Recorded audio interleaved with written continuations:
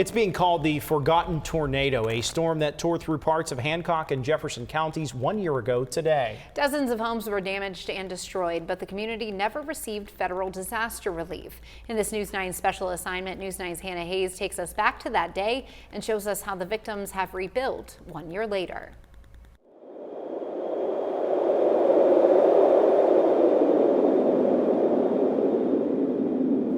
It was the only tornado in Hancock County history since records began in the 1880s. An EF2 with winds topping 130 miles per hour. But for many who lived through it, the May 2024 tornado feels like a disaster forgotten. The storm ripped apart homes, barns, sheds, and lives. Jeremy Ober, Hancock County's emergency management director, said the lack of federal help was frustrating, but not surprising. Unfortunately, there are thresholds as it relates to the amount of damage needed to receive support. And unfortunately, we did not hit those thresholds. Those thresholds are not determined by the local county officials. That is some metric that is determined by the federal government. When FEMA came to the area for flood assessments last April, Ober asked them to evaluate the tornado damage as well. But no disaster declaration came. I hope that had some impact on receiving some assistance, and it didn't, though. Unfortunately, there's still a threshold that has to be hit. Despite the lack of federal help, Ober said the local response was nothing short of incredible. I'm proud of the swift action of our first responders and our community coming together to help everybody that was in need. Help came quickly to the Glenn family farm.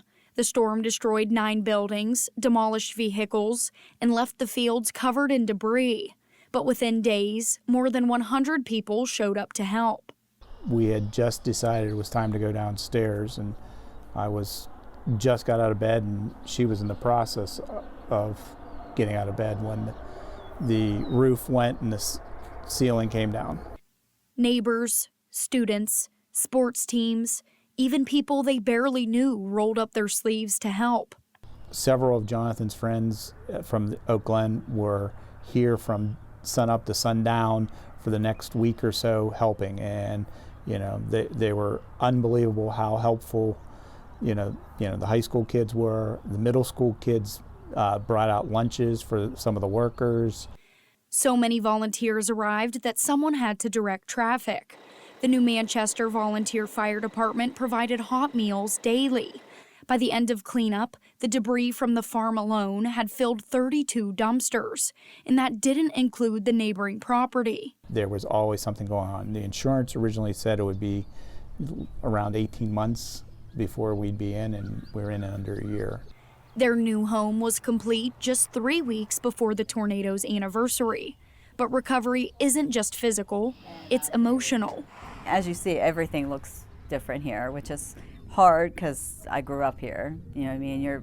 You always reflect back on what you remember. But I mean, you think of what it looked like a year ago and what it looks like today. It's amazing that we're this far along. Greatly appreciate all the help, all the prayers, all the comments, all the wishes, just unbelievable support, and we can't thank everybody enough. We can't. It's what kept us going. For others, healing has taken longer. And the frame got thrown into the field with that hole. John Hart lost 2 rental mobile homes, his main source of income. Despite applying to FEMA twice, he says he never received meaningful help from the agency. Well, I keep my thermostat on 61 degrees. But, I mean, it's tough. I mean, I was used to having that money for 22 years. I fought and put a lot of money in those mobile homes. Catholic Charities were able to replace part of his roof, but emotionally, Hart still feels the toll. Oh, I've got PTSD real bad over it. I used to laugh about PTSD, think it wasn't that big of a deal, but since I've lived it and still living it, it is a big deal. It's more than what people think it is. As soon as the wind kicks up, or if I hear of a thunderstorm warning or anything, it gets to me. I just want to run underneath the table like my old dog back in the 70s. Tina Laughlin in Jefferson County also still feels the storm's impact. Well, emotionally, I know we still get upset over when the storms come because you just never know when another one's going to come. Hopefully it doesn't, but you just never know. Her home and barn were damaged, her dog was thrown across a field, and her property is still littered with debris. She says she's still missing a lot of her belongings. And gone. We never found it. So yeah, we're slowly getting things cleaned up and fixed. 47 homes and businesses were affected in Hancock County alone, some with minor damage, some destroyed. And without the help of a federal disaster declaration, rebuilding came down to the help of neighbors. You know, everybody calls it the Hancock County tornado. I call it the forgotten tornado. Forgotten perhaps by federal agencies, but never by those who lived it. Reporting for News 9, I'm Hannah Hayes. Hi, I'm Dylan Cleland. Thanks for watching. And here's another video to check out, and be sure to subscribe to our channel.